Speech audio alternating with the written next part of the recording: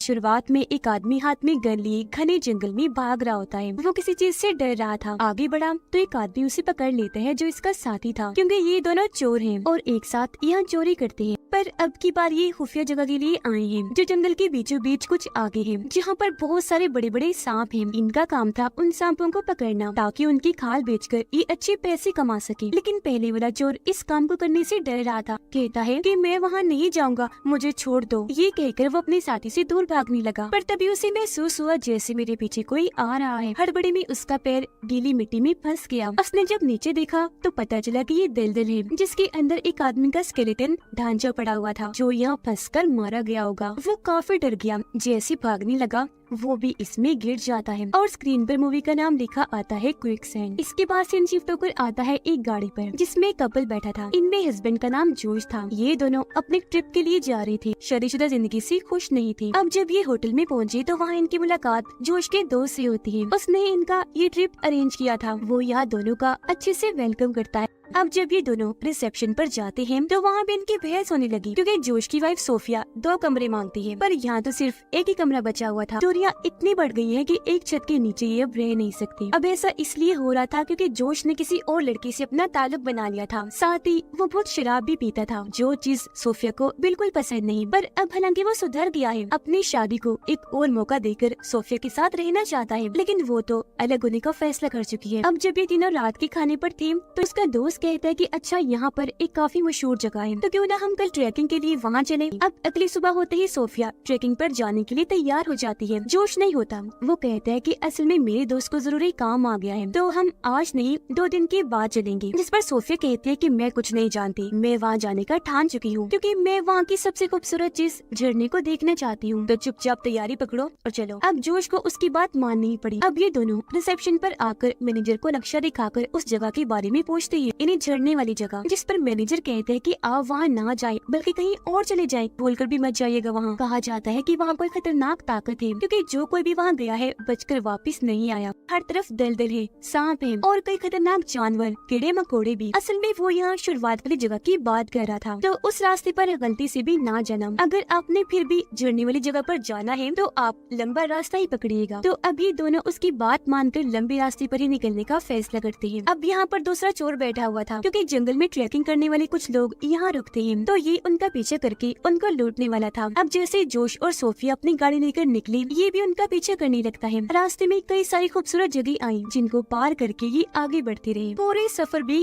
कोई बात नहीं की, गुमसुम बैठे रहे और फिर एक जगह गाड़ी रोककर उतर जाते हैं, क्योंकि यहाँ से ट्रैकिंग करके इन्हें झरने वाली जगह पर जाना था। थोड़ा दूर चलने पर सोफिया थक कर एक जगह पर बैठ जाती है, लेकिन तभी अचानक बादल गरजने लगे। ऐसा लग रहा था कि तेज बारिश आएगी, इसलिए जोश सोफिया को वापस चलने का कहता है, पर वो जिद करने लगी कि ना बेना, हम इतनी दूर आ गए हैं और अब मैं झरना देखे बगैर वापस नहीं जाऊंगी। जिस पर जोश उसे समझाने लगा कि देखो, समझने की कोशिश करो, अगर बारिश हो गई तो हमारा क्या होगा, कहाँ जाएंगे हम, प्लीज मान जाओ। जिस पर आखिर थोड़ी बहस के बाद वो मान गई और ये वापस अपनी गाड़ी की तरफ आने लगी। लेकिन तभी एकदम पेड़ के पीछे छुप गई। देखते हैं कि वो चोर इनकी गाड़ी के पास खड़ा है और कांच तोड़ने की कोशिश कर रहा है। वो अकेला ही पीछे से उसके पास जाने लगा। कहता है, क्या कर रहे हो भाई, क्या तलाश कर रहे हो, क्या चाहिए तुम्हें। अब वो चोर घूम कर उस पर गन तान देता है और कहता है कि चुपचाप पीछे हट के खड़े हो जाओ और ये बताओ कि जो लड़की तुम्हारे साथ थी वो कहाँ है। अब यहाँ जोश सोफिया को बचाने के लिए उसे झूठ बोल देता है कि वो तो यहाँ नहीं है, कब से जा चुकी है। पर चोर उसकी बात नहीं मानता और धमकाने लगा कि सच सच बता दो वरना मैं तुम्हें गोली मार दूंगा। अब ये सुनकर सोफिया डर गई, जल्दी से निकलकर सामने आ जाती है।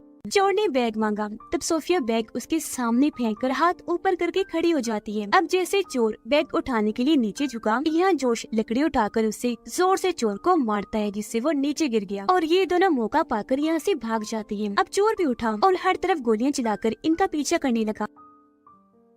अब तो यहाँ बारिश आना भी शुरू हो गई थी। यहाँ पर बोर्ड देखकर जोश सोफिया को कहता है कि जंगल का वो रास्ता इस तरफ है जिसे लोग खतरनाक मानते हैं, वहाँ जाने से डरते हैं, तो तुम वहाँ चले जाओ क्योंकि चोर वहाँ नहीं आएगा। तब तक मैं चोर का ध्यान भटकाकर बाद में तुम्हारे पास आ जाऊंगा। अब उसके कहे के मुताबिक सोफिया उस तरफ चल दी और तेजी से भागने लगती है, पर बीच में एक मोटी सी टीनी सी वो टकरा गई और नीचे गिर जाती है। उसके माथे पर चोट लगी थी, इसीलिए वो बेहोश हो गई। थोड़ी देर बाद जब उसे होश आई तो वो इधर उधर देखने लगती है। कहती है कि मैं किस तरफ से आई थी और अब मुझे कहाँ जाना है। वो दरअसल रास्ता भूल गई थी, इसलिए बिना सोचे ही एक तरफ आगे बढ़ने लगी, लेकिन तभी उसका पैर फिसला और वो एक दलदल में जाके गिरती है। ये दलदल काफी बड़ा था, इसलिए वो यहाँ से बाहर नहीं निकल पाती। मदद के लिए उसने आवाजें लगाई। कुछ ही देर में यहाँ जोश आ जाता है और उसे अपना हाथ पकड़वाने का कहता है, लेकिन उसके एक हाथ का जोश से बहुत फासला था, जबकि दूसरा हाथ दलदल में फंस गया था, जो लाख कोशिश के बाद भी नहीं निकलता। हालांकि सोफिया हाथ को भी हिलाने की कोशिश करती है और खुद भी हिली, पर इसका कोई फायदा नहीं हुआ। अब ये देखकर जोश उसे कहते हैं, अरे अरे क्या कर रही हो, हिलो मत, संभल के,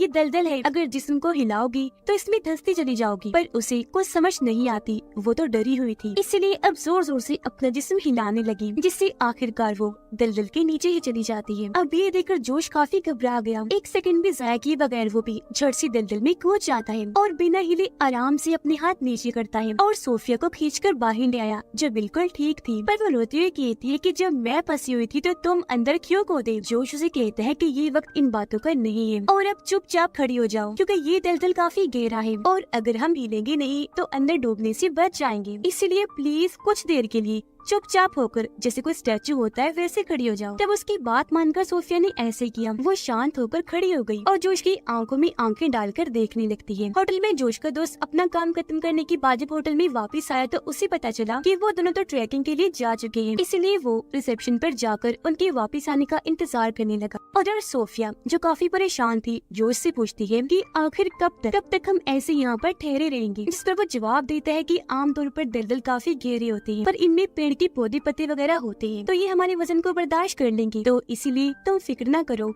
हम यहाँ नहीं डूबेंगे। अभी लोग देखते हैं कि यहाँ दलदल में एक अंडा पड़ा हुआ है, पर इन्हें समझ नहीं आती कि किस जानवर का है। अब यहाँ सोफिया संभलते हुए अपने जूते उतारने की कोशिश करती है ताकि उसका वजन थोड़ा कम हो जाए, लेकिन तभी उसका हाथ किसी और चीज पर लग गया, जो महसूस करके वो काफी घबरा जाती है और अब ये दोनों मिलकर उस चीज को बाहर निकालते हैं और उसे देखते इनकी हालत खराब हो गई। ये डर से चिल्लाने लगी क्योंकि वो चीज एक लाश थी जो पहले वाले चोर की है। अब उसका चेहरा देखकर सोफिया काफी डर गई। रोती हुई बताती है कि इसकी मौत दलदल में डूबने की वजह से नहीं हुई, बल्कि ये भी यहाँ फंस गया था, जो काफी दिनों तक फंसा रहा, इसे कोई बचाने ना आया, इसलिए भूख और प्यास की शिद्दत से ये मारा गया। सोफिया एक डॉक्टर थी, इसीलिए वो ये सब जान गई थी, पर अब वो यहाँ हिम्मत हार गई कि हम भी यहाँ फंसे रहेंगे और हमें भी बचाने कोई नहीं आएगा। उसकी पीठ पर एक बैग बंधा हुआ था जिसे जोश निकाल लेता है। सोफिया ने भी गन ले ली थी जो चोर की लाश के हाथ में थी। ये लोग बैग खोलते हैं जिसके अंदर से इन्हें कुछ छोटे छोटे डब्बे और हथियार मिलते हैं, जैसे एक और गन, लाइटर, चाकू और बाइबल वगैरह।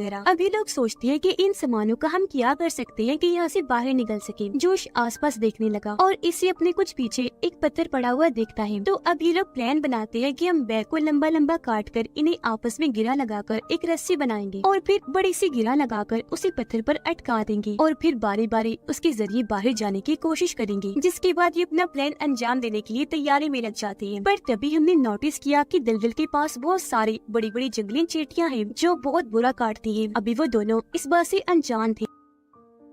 उधर जोश का दोस्त जब उसका इंतजार कर रहा था तो वो उस चोर को देख लेता है जिसके पास जोश का बैग था। उसके दोस्त को शक हुआ, इसलिए वो चोर से पूछने लगता है कि ये बैग तुम्हारे पास कहाँ से आया, पर वो बिना कोई जवाब दिए वहाँ से भागने लगा। उसका दोस्त भी भागा और चोर को पकड़कर पीटने लगता है कि बताओ सच सच क्या बात है, क्या हुआ। अब ये मार डार देखकर यहाँ पुलिस भी आ गई जो दोनों को गिरफ्तार कर लेती है। उधर वो दोनों बैग की लंबी लंबी पट्टियाँ काट कर आपस में जोड़कर रस्सी तैयार कर लेती है। रस्सी के आखिर में गिरा लगाकर सोफिया बार बार उसे पत्थर की तरफ फेंकती है, लेकिन वो पत्थर तक पहुंच नहीं पाती क्योंकि अभी भी 3-4 फुट कम होती है। ये देखकर जोश कहता है कि ऐसा करते हैं, मैं अपनी जैकेट काट कर उसे साथ जोड़ लेता हूँ, तब रस्सी पूरी बन जाएगी। सोफिया कहती है कि अगर तुम जैकेट काटोगे तो मैं भी काटूंगी, पर दोनों जानती है कि अगर जैकेट उतारी गई तो ठंड की वजह से दोनों ही मारे जाएंगे। जोश कहता है कि अगर हम कल तक होटल ना पहुँचे तो हमारा दोस्त हमें बचाने यहाँ जरूर आएगा। अभी ऊपर देखती है तो सोफिया की आंखों में एक चमक सी आ गई क्योंकि वहाँ से हेलीकॉप्टर गुजर रहा था। सोफिया अभी भी बचने की उम्मीद लगाए बैठी थी, इसलिए वो लाइटर निकालकर बाइबल को जलाने की कोशिश करती है क्योंकि आग देखकर हेलीकॉप्टर वाले उनकी मदद को आ जाएंगे। इसीलिए वो पागलों की तरह ये कोशिश करने लगी, जिस पर जोश उसका हाथ पकड़कर ऐसा करने से रोकता है कि मत करो, कोई फायदा नहीं होगा क्योंकि ये बाइबल पूरी तरह गीली हो गई है। जिस पर सोफिया जवाब देती है तो फिर ठीक है, मैं इस रस्सी को ही जला देती हूँ। इतना कहकर वो रस्सी को खींचने लगती है। अब ये देखकर जोश उस पर गुस्सा करने लगा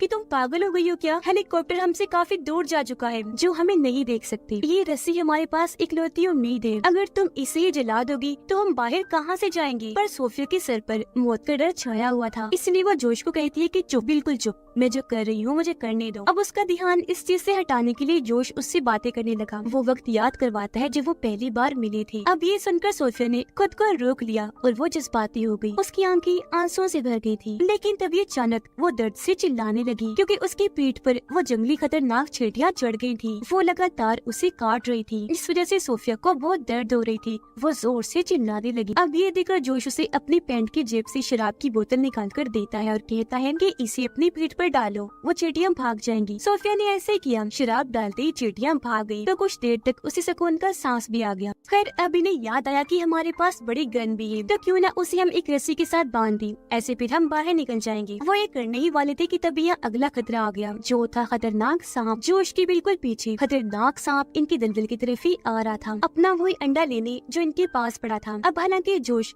खुद भी काफी डरा हुआ था, लेकिन वो सोफिया को हौसला देता है कि तुम डरो नहीं, ठीक है, हिम्मत से काम लो, और जब वो और पास आएगा तो उसे शूट करके मार देना। अब ऐसे करने के लिए सोफिया उसका इंतजार करने लगी, लेकिन वो जैसे जोश के पास आया उसे काट लेता है। अब बिना टाइम गवाए सोफिया जल्दी से उस पर गोली चला देती है, जिससे वो जख्मी होकर यहाँ से चला गया। जोश जानता था कि जंगली सांप है तो काफी खतरनाक होगा, इसका जहर मेरे अंदर फैल जाएगा तो बहुत जल्द मैं मारा जाऊंगा। पर सोफिया उसे हिम्मत देती है कि ऐसा मत सोचो, कुछ नहीं होता, ओके ठीक है, मैं हूँ यहाँ तुम्हारे साथ, परेशान ना हो। उधर जोश का दोस्त जोर से पूछता है कि तुम्हें मेरे दोस्त का बैग कहाँ से मिला, बताओ सच, मैं तुम्हें अपनी कीमती घड़ी दूंगा जो बहुत महंगी है, और पुलिस को भी नहीं बताऊंगा कि तुमने चोरी की, बताओ वो दोनों कहाँ हैं? अब वो घड़ी लेते ही चोर बता देता है कि मैंने उन्हें जंगल के बीचों बीच उस खतरनाक रास्ते की तरफ जाते हुए देखा जहाँ लोग जाने से डरते हैं, और वहीं की एक दलदल में मेरा भी दोस्त धंसकर मारा गया था। अब ये सुनकर उसे जोश और सोफिया की फिक्र होने लगी, और क्योंकि जेल में बंद था इसलिए पुलिस वालों की मिन्नतें करने लगता है कि प्लीज मुझे छोड़ दो, मेरे दोस्त मुसीबत में है, मुझे उनकी जान बचानी है। जोश की तबीयत खराब होती जा रही थी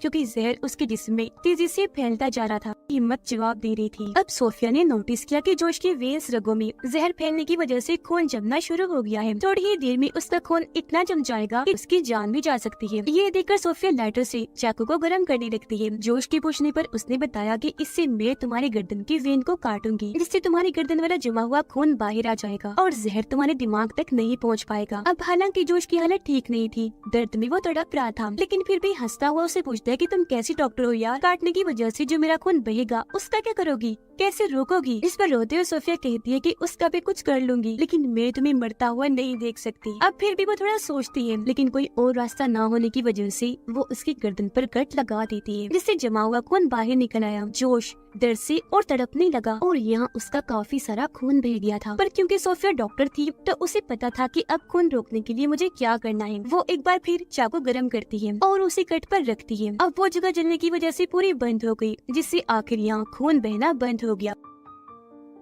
ये करने के बाद सोफिया बेहोश हो गई। कुछ देर बाद जब उसे होश आई तो वो देखती है कि अब शुक्र है जोश का खून नहीं बह रहा, लेकिन जहर फैलने की वजह से वो जरा भी हिलने की हालत में नहीं था। और अब यहाँ वो सोफिया को कहता है कि मैं जानता हूँ मैंने तुम्हारा बहुत दिल दुखाया, लेकिन प्लीज मेरी सारी गलतियाँ माफ कर देना और हो सके तो मुझे भूल जाना। सोफिया कहती है चुप, बिल्कुल चुप, बस अब एक और लफ्ज़ और नहीं, हिम्मत ना हारो, मैं तुम्हारे साथ हूँ और देखना तुम, हम यहाँ से जरूर बाहर निकलेंगे। मेरे दिमाग में एक आइडिया है, जब वो सांप यहाँ दोबारा आएगा हम उसे रस्सी से बांधकर रस्सी की लंबाई ज्यादा कर लेंगे और फिर रस्सी को पत्थर से अटका कर यहाँ से बाहर निकल जाएंगे, देखना तुम। अब ये सुनकर जोश को लगा कि सोफिया पागल हो गई है, जब भी ऐसी उल्टी सीधी बातें कर रही है, और वो कहता है कि कुछ भी मत बोलो, वो सांप अब भला यहाँ क्यों आएगा? सोफिया कहती है क्योंकि उसका अंडा अभी भी यही पड़ा हुआ है, जिसे लेने तो वो जरूर ही आएगा। अब वो चोर के बैग से दूरबीन निकाल कर देखती है कि जख्मी सांप इनसे कुछ दूरी के फासले पर ही पड़ा हुआ है। तो अब सोफिया बैग की एक एक चीज उठाकर सांप की तरफ फेंकती है ताकि वो यहाँ आ जाए, जिसकी कुछ ही देर के बाद ऐसे ही होता है। है सांप इनकी तरफ आना शुरू कर देता है, पर अब की बार वो सोफिया के पीछे से आ रहा था, जिस वजह से अब वो मुड़कर उसे देख भी नहीं सकती थी। और उसे ख्याल आया, वो चाकू साफ करके उसमें सांप का अक्स देखती है कि मेरे पीछे सांप कहाँ पर है, और उसके हिसाब से वो सांप पर गोली चलाती है, पर बदकिस्मती से निशाना चूक जाता है और इस गन की आखिरी गोली भी जाया हो गई, जबकि सांप अब उसकी तरफ धीरे धीरे बढ़ने लगा और आकर उसके हाथ पर भी काट लेता है, जिससे वो दर्द की वजह से जोर से चिल्लाई और अब जहर उसके जिस्म में फैलना शुरू हो गया। सांप तभी आकर उसे लिपट जाता है और जोर से जकड़ लेता है। फिर वो सोफिया को दोबारा काटने ही वाला था कि तभी वो उसका मुंह पकड़ लेती है। इतनी ही देर में जोश को होश आ गई और अब वो चाकू लेकर सांप के मुंह में घुसा देता है। ऐसा करके उसने सांप की जान ले ली और अपनी वाइफ को बचा लिया, जिसके बाद वो फिर से बेहोश होना शुरू हो गया। अब सोफिया प्लान के मुताबिक सांप को रस्सी से बांधकर उसकी लंबाई बढ़ाती है और अब कई बार कोशिश करने पर आखिरकार रस्सी पत्थर से अटक ही जाती है, जिसके बाद सोफिया भी बड़ी कोशिश करके जोर लगा के रस्सी के सहारे बाहर आ ही जाती है। वो बाहर आकर बहुत खुश थी और जोश को कहती है इधर आओ, जल्दी से अपना हाथ दो, पर उस बेचारे को होश ही नहीं थी। वो बेहद तकलीफ में था, जैसे बेजान हो। अब सोफिया खुद भी काफी डरी हुई थी क्योंकि जहर उसके जिस्म में भी तेजी से फैल रहा था, तो जोश की मदद के लिए वो किसी को बुलाने के लिए निकल जाती है क्योंकि जहर के फैलने की वजह से वो दोनों ही मारे जाएंगे। वो लड़खड़ाते हुए आगे बढ़ी, लगातार बस चलती ही जाती है। अब यहाँ उसका पैर फिर से एक दलदल में पड़ गया, लेकिन वो यहाँ जल्दी से अपना दूसरा पैर बाहर रखती है और खुद को बचा लेती है, जिसके बाद बड़ी मुश्किल से गिरते पड़ते वो सड़क तक आ गई थी, जहाँ ठीक वक्त पर खुशकिस्मती से उनका दोस्त आ गया, जो अपने साथ एम्बुलेंस और रेस्क्यू टीम को भी लाया था इनकी मदद करने के लिए। जो टीम आते सोफिया का इलाज करने लगती है, जबकि उनका दोस्त अपनी टीम के साथ जोश को ढूंढने चला जाता है। अब सोफिया काफी डर गई कि कहीं जोश मर ना गया हो, लेकिन वो पास आकर अपना सर उठा के उसे देखता है और काफी बड़ी मुस्कुराहट के साथ उसे प्यार से देखने लगा। अब उसे जिंदा देखकर वो भी काफी खुश हो गई, उसकी जान में जान आ गई। दोनों एक दूसरे को गले से लगा लेते हैं और अपना फैसला बदलकर हमेशा एक साथ रहने का फैसला करते हैं। और इसी के साथ ये फिल्म इधर ही खत्म हो जाती है।